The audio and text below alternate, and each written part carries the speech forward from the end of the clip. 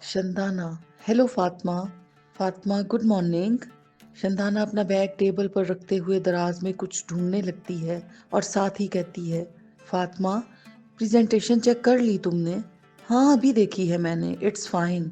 Thank God. Fatima, मुझे लग रहा था कि इसमें भी कोई मसला हुआ होगा। मैं तो साइट पर निकल रही हूँ। फातिमा हंसते हुए कहती है, साइट पर ये बाथरूम स्लीपर पहन कर जाओगी? शंदाना चौंक कर अपने पैरों की तरफ देखती है और बेइख्तियार कहती है, ओ माय गॉड, आज फिर जूते बदलने का होश नहीं रहा मुझे। कोई बात नहीं, तुम मेरे जूते पहन लो, फातिमा ने कहा। थैंक यू, बस 1 घंटे में आ जाऊंगी। ना भी आई, ऑफिस में सबको पता होता है बाथरूम में स्लीपर कौन पहन कर जाता है, फातिमा ने जवाब दिया। शंदाना कुछ फाइल्स और अपना बैग पकड़ते हुए हंसकर कमरे से निकल जाती है। मंसूर लाउंज के दरवाजे से बाहर ड्राइवे में निकल रहा है। दुर्रे शहवार भी उसके पीछे बाहर निकलती है और ड्राइवे में खड़ी हो जाती है। मंसूर को वो खुदा हाफिज कहती है। खुदा हाफिज मंसूर, गाड़ी एहतियात से चलाइएगा। एहतियात से ही चलाऊंगा, अब इस उम्र में बेएहतियातियां करने की जुर्रत कहाँ है मेरे पास। खुदा हाफिज। दुर्रे शहवार उसकी बात पर हंस पड़ती है। मंसूर गाड़ी में जाकर बैठता है और गाड़ी स्टार्ट कर लेता है। वो गाड़ी पोर्ट से निकालने से पहले दुर्रे शहवार की तरफ हाथ हिलाता है। जवाबन दुर्रे शहवार भी हाथ हिलाती है। मंसूर गाड़ी निकाल कर ले जाता है और दुर्रे शहवार अंदर चली जाती है। शंदाना गाड़ी ड्राइव कर रही है। गाड़ी में कोई गाना लगा हुआ है और शंदाना के जहन में हैदर के सुबह के जुमले गूंज रहे हैं। You are the most irresponsible woman I have ever seen. Nobody and nothing can make you happy. एक गाड़ी के तेज हॉर्न की आवाज शंदाना को हाल में वापस लाती है। वो बेहद खफगी के आलम में बुड़बुड़ाती है, बस किसी औरत को ड्राइव करता देख लें, फर्ज है इन पर तंग करना। वो गाड़ी से बाहर एक दूसरी गाड़ी को देखते हुए कहती है, जो उसे ओवरटेक करते हुए जा रही है।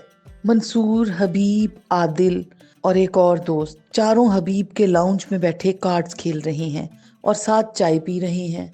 मंसूर कह रहा है, I am lucky to have a wife like दुर्रे Shahwar.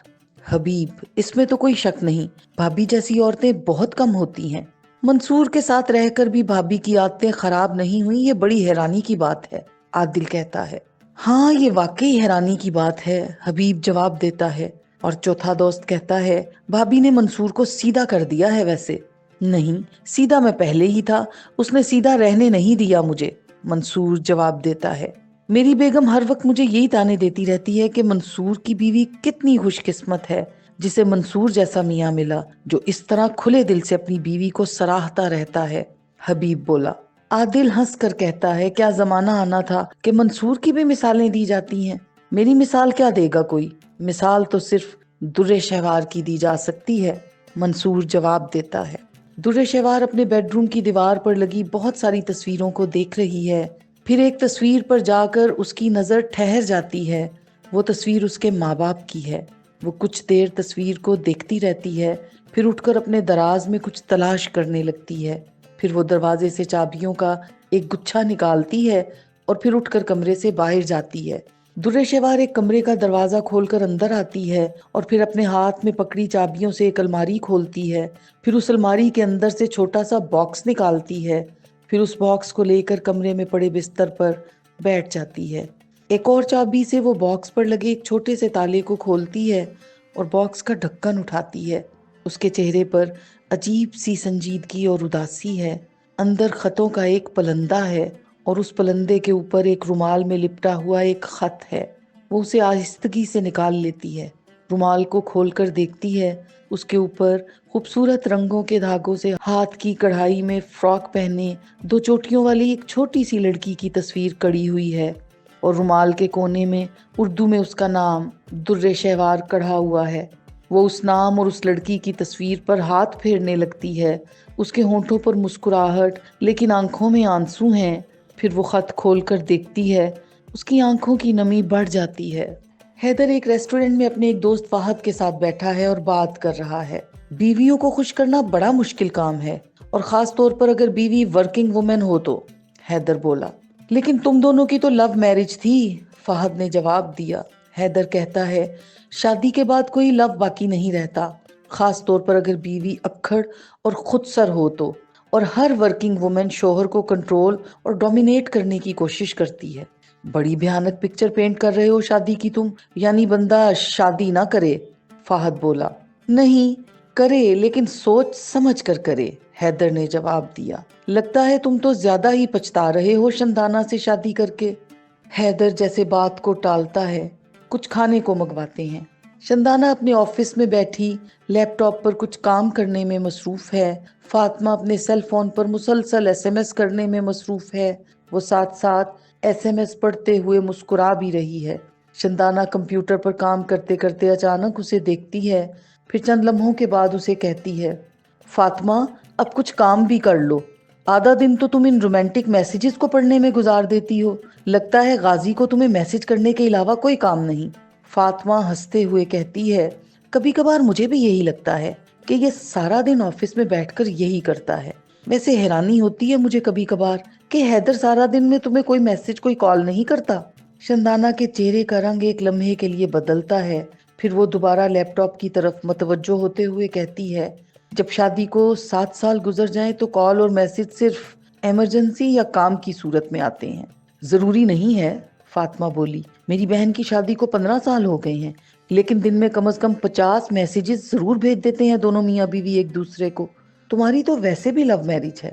شندانہ کا رنگ بدلتا ہے، وہ دوبارہ لیپ ٹاپ کی طرف متوجہ ہوتے ہوئے ٹھنڈے سے لہجے میں کہتی ہے، تمہاری بہن لکی ہے فاطمہ، میں بھی۔ شندانہ کوئی جواب دینے کی بجائے ٹیبل پر پڑے اپنے سیل فون کو دیکھتی ہے۔ درِ شوار وہ خط ہاتھ میں لیے بیڈ پر بیٹھی ہے جب اسے منصور کی آوازیں آنے لگتی ہیں، شہوار شہوار شہوار۔ درِ شوار کچھ گھبرا کر یکدم وہ خط تیزی سے رومال میں لپیٹ کر باکس میں رکھتی ہے، باکس کو جلدی سے تالا لگاتی ہے۔ باہر سے منصور کی آواز ابھی بھی آ رہی ہے۔ شہوار باکس کو تالا لگا کر اٹھاتی ہے جب منصور دروازہ کھول کر اندر آتا ہے اور کہتا ہے، آپ یہاں بیٹھی ہیں اور میں پورے گھر میں آپ کو تلاش کرتا پھر رہا ہوں۔ درِ شوار باکس الماری میں رکھتے ہوئے کہتی ہے، میں بس آنے ہی والی تھی، ابھی ابھی آپ کی آواز سنی، آپ تو جلدی آ گئے۔ ہاں میں بس جلدی نکل آیا، تم کیا کر رہی ہو؟ میں بس کچھ پرانی چیزیں دیکھ رہی تھی۔ کون سی پرانی چیزیں؟ درِ شوار الماری بند کرتے ہوئے کہتی ہے، کچھ قیمتی چیزیں۔ منصور ہنستے ہوئے کہتا ہے، میرے علاوہ بھی تمہارے پاس کوئی پرانی قیمتی چیز ہے؟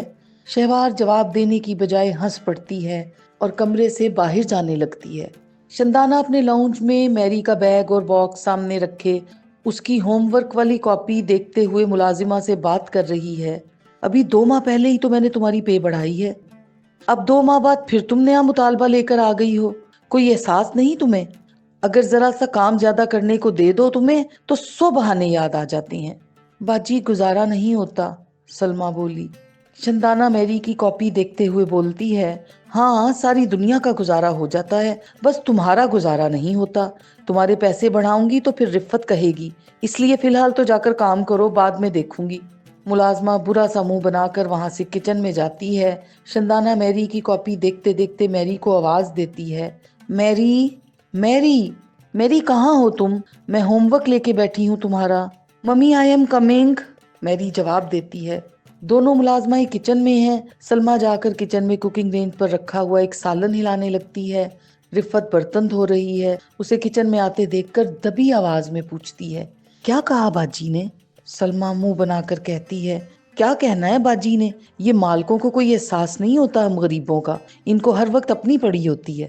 میں نے تو تمہیں پہلے ہی کہا تھا، رفت جواب دیتی ہے، لیکن میں نے پھر باجی سے کہنا ہے 2-4 دنوں کے بعد۔ سلمہ پھر سے بولی، باجی نہ مانی تو میں نوکری چھوڑ دوں گی، میں نے ایک گھر ڈھونڈ لیا ہے۔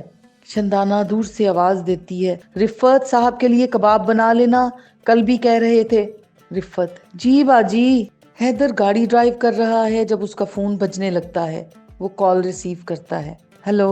دوسری طرف فون پر شندانہ ہے، کہاں ہو تم؟ میں کھانے پر انتظار کر رہی ہوں۔ کھانا تو میں نے کھا لیا ہے، حیدر نے جواب دیا۔ کیا مطلب کہاں کھا لیا ہے؟ ایک کلائنٹ ساتھ تھا، اس کے ساتھ ورکنگ ڈنر کیا ہے، ابھی نکلا ہوں آفس سے۔ ورکنگ ڈنر کا کم از کم مجھے تو بتانا چاہیے، میں گھنٹے سے کھانے پر انتظار کر رہی ہوں۔